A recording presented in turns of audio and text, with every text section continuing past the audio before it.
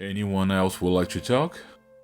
Hello everybody, my name is Tatsu. Hi, Tatsu. I'm a recovering Pokémon fan. It all started with Pokémon Red in the late 90s. I got lost in the world of Pokémon, it felt so magical. I was always wondering, if they managed to do so much on the Game Boy, can you imagine how wonderful it would be when Pokémon was finally released for a console? Imagine the potential, and I kept imagining, and now, nearly 30 years later, that potential was never realized, and I'm tired of waiting. I want to be free of my expectations, I just want to be happy, and I don't think Gamefreak has my happiness in mind anymore. That's heartbreaking to hear, Tatsu, but we're here for you, and I want you to watch this. Hello, welcome to my channel, I'm glad to see you. That was just a sketch at the beginning, but deep down I do feel like Gamefreak has been letting me and many other Pokémon fans down. And this eternal wait for the promised potential feels like a never-ending search for a high that might not even exist, to be honest. So instead of waiting for the richest media franchise in the world to pick up their slack, I'd rather explore the horizons and see what else is there to discover. And maybe even help some of you to find out about a new game you love as well. And we'll begin with Pokémon's closest rival since the late 90s, Digimon. I'm a self-diagnosed recovering Pokémon fan, but I was never blindly faithful to it. Back in the day when I was just a wee lad, I remember the TV commercials for the new cartoon that was about to air, called Digimon. Hoje, essa galera radical vem detonando seus inimigos para salvar o incrível Digimundo. Hoje, 10 da manhã, fique ligado, o nome da aventura é Digimon. And as someone who was already on board with Pokémon at the time, I was hyped, it looked super cool. And let me tell you, the Digimon anime is a banger. It aged much better than any Pokémon season to date. And it is still the best isekai ever created, and I will fight you in the comments for that fact. But we're here to talk about video games, and oh boy, there's a lot of Digimon games. I separated a few here that are the best in my opinion, and there's plenty to choose from. You have your traditional RPGs, visual novels / tactical RPG, adventure with virtual pet elements, new and old, and even fighting games. This one plays like Smash Brothers. And we'll begin talking about one of my favorite franchises ever, Digimon World.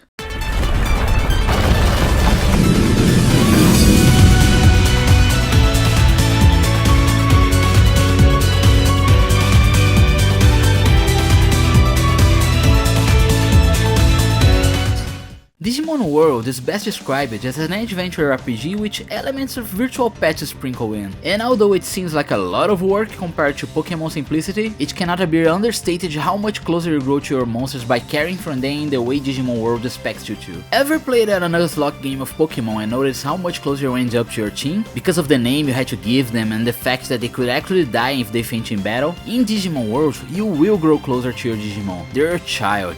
You watch them grow from a cute little bubblehead to a destroyer of world, and now they have a face only a father could love. I mean, look how cute it is. Who is my entity of pure chaos? Who will bring the destruction of the world as we know it? You will. Yes, you will. And one of the facets of life that we need to accept in this game is that one day, they will die, and you will have to move on. But gladly they come back as an egg that will hatch into a cute baby, beginning the cycle anew. And it might be upsetting at first, watching the little monster you grew yourself die, but in Digimon World, as long as you're progressing through the story, things do get easier and easier. And growing your Digimon to become war machines, sometimes literally, gets easier as the generations pass. And although saying goodbye can hurt, it's also very exciting to raise a new monster and see what comes out of their training. You know how Pokémon have been experimenting with letting random battles go since the Ruby and Sapphire remakes, and only recently embraced modernity, with you being able to see the monsters on the scenery before engaging in battle? Know which franchises was like this since the very first game on the PS1? That's right, Digimon World. Look how the Goblimon walks away from us because he can sense the key of our Digimon and knows he'll end up like Yantia if he fight us. If their bond is high enough, your Digimon will even help his partner snap out of negative stats, like slow, which is an adorable little detail that enforces that notion that you and your Digimon are a team. It's not simply a master and subservient relationship. And Digimon World Next Order breaks a bit the repetitive nature of training from the previous games. In here, you can easily grind stats while battling with wild Digimon. It is in fact better than training this way, because differently from the gym training, in which each training session takes an in-game hour to complete, the wild Digimon battles takes no time, so you can accomplish much more in a day than you could wish for in the gym, making it easier than ever to get the Digimon you want, especially if you're following a guide and are able to lock Digivolutions. This game is a lot of fun, and it's very different from anything the Pokémon series ever made. So if you want something new that is very deep and delightful to play, Digimon World Next Order is my first recommendation. If you like something old school, the PS1 classic is amazing, but I highly suggest you to follow a guide if it's your first time playing it. That game is brutal for beginners. Oh, and another tip in case you decide to play Next Order. When the friendship between you and your Megaform Digimon is at max, remember that you can DNA Digivolve them once a day. That is very clutch during a few boss battles. Thank me later. But Tatsu, this is nothing like a traditional Pokémon game. I hear you. That's why I also want to talk about this other Digimon game, in case you fancy yourself a more traditional RPG experience. And that game is Digimon Story Cyber Sleuth.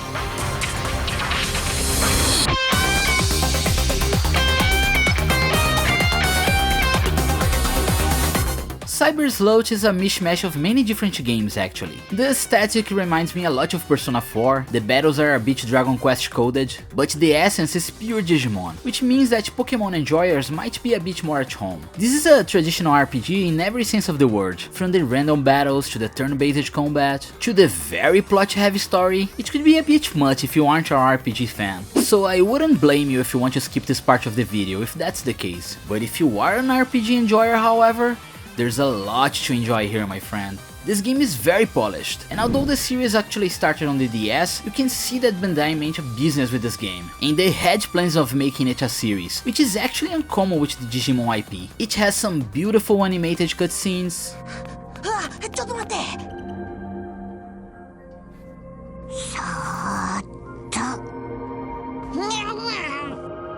the graphics are really good if you take into consideration it was originally a Vita game, and the experience overall feels very polished. The only problems I have with this game is 1. The difficulty, which is very low in my opinion, so if you are an RPG veteran, I would suggest playing the game on hard and maybe switching it back to normal only on the boss battles. 2. Yep, there's a lot of story in this game, a bit too much for someone like me that already finished it once, and since you can't skip it, unless you're enjoying the plot, I'm locked in on the plot right now. It could be a bit much, but other than that, it's a very enjoyable experience overall, especially if you can play it portably, like for example on the Steam Deck, the PlayStation Vita version I mentioned earlier, or the Switch version. Oh, and by the way, the Cyber Sleuth Complete Edition has additional content on the first game, so that's the version I would suggest you play. Anyways, back on track. I like both games in the series, but one problem I have with the second one is that it takes place during the story of the first one, so it feels like a extended DLC at times, especially because the main plot of the second game and its characters aren't as interesting as the first game in my opinion.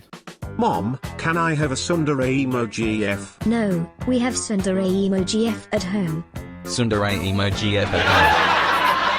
So if I had to suggest you play one of them, go for the first one. This game is a 3v3 turn-based RPG, in which you are heavily encouraged to explore your options when it comes to team building. As you progress through the story and raise up your memory space, you're able to bring more and more Digimon with you, and there's a lot of Digivolutions for you to discover.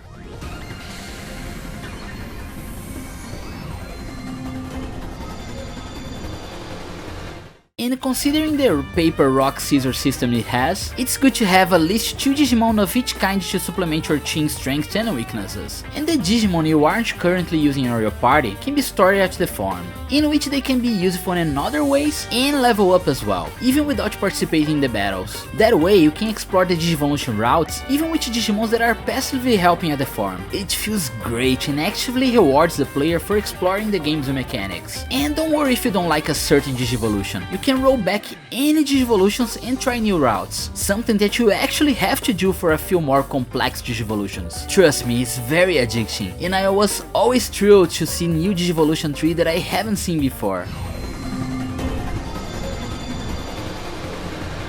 And even some things that could bother you, like random battles, can be completely turned off if you have the correct Digimons in your party, allowing you to hack the system in your favor, so you're able to tailor the experience in your taste. Anyways, I could yap here all day about this game, but since I don't have Kyoko's assets, I'll get straight to the point. Cybersleuth rules and you should give it a chance. And if you think these games didn't age well for being parts of a video games, there's a new one on the horizon that I can't wait to play, so you might want to wait a little bit for that. And like I said in the beginning of this video, there's plenty of Digimon games for all kinds of tastes. Survival was released a bit back and people who enjoy visual novels and tactical games seem to like this one quite a bit, so you could also give it a try. And the last series I'll talk about in this video is Dragon Quest Monsters.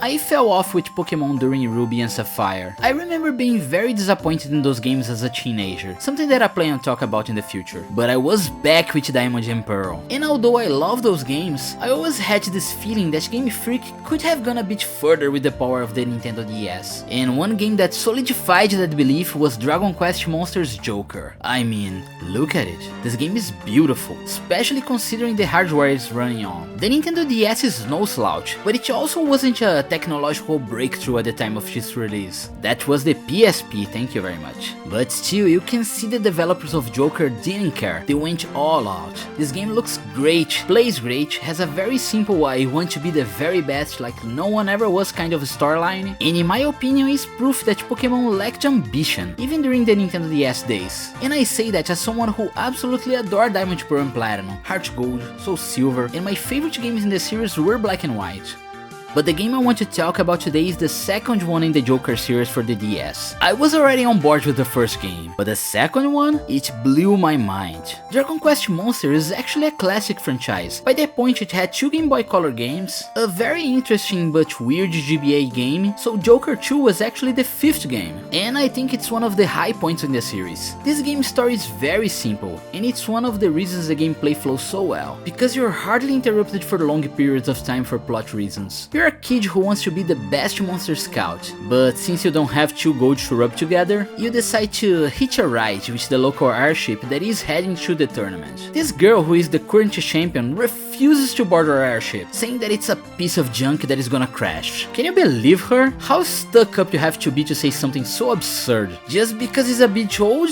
Good, leave, no one wants you here.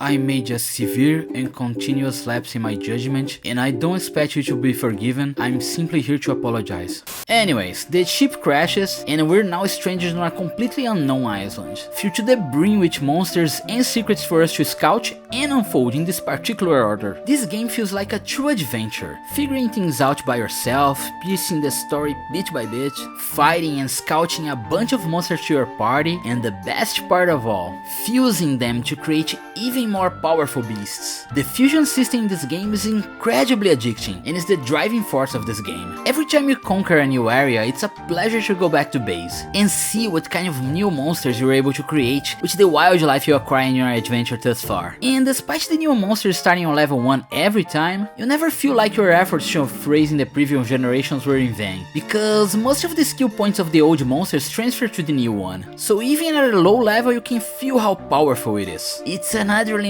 rush every time you discover a new fusion that is stronger and cooler than the last one. And even the level up process to be able to do new fusions become a breeze eventually, when you find out that the flies you get at the beginning area, coupled with some metal claws, means that you can easily kill metal slimes, leveling up your monsters super quickly. And let me tell you about this island we're stranded at. It's very beautiful, and its beauty can only be rivaled by its danger. Not only are there dozens of powerful monsters for you to conquer in it, there's some humongous beasts in each area that are actually terrifying the first time you encounter them. The song it plays whenever one of those huge beasts appears is burning to my brain.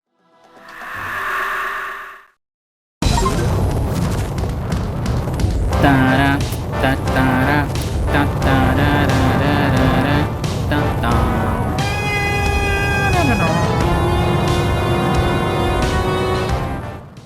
And when you finally are able to go face to face with them and defeat them with your beautifully crafted team, oh man, you feel like a true champion, let me tell you. And remember, this is all running on a freaking Nintendo DS. It's unbelievable what they were able to cram into such a tiny little card. Standing ovation to the developers at Tousei. So yeah, it doesn't matter if you love the Pokemon games during the Nintendo DS era or if you hated them. If you like the concept of monster fighting, I can pretty much guarantee you that Dragon Quest Monsters Joker 2 will impress you. And we'll stop right here because this video is getting a bit out of hand. But believe me, I have plenty more suggestions to make in the future, so I will revisit this topic at a later date. And don't worry, we will talk about Palworld eventually. We need to, some people aren't ready to have this conversation yet. But that's it for this video. If you liked it, leave it a like and consider subscribing to help me reach 5k. I'm counting on you. But that's it for now.